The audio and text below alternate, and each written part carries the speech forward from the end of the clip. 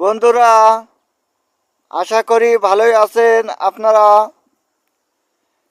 আপনাদের বিনোদন দেওয়ার জন্য খুব শীঘ্রই একটি কৌতুক আপনাদেরকে দেখাবো। কৌতুকের শুটিং শুরু হয়েছে। আপনারা কৌতুক দেখতে পাবেন। আপনারা আমাদেরকে উৎসাহিত করবেন, লাইক দিয়ে, কমেন্ট করে, শেয়ার দেবেন।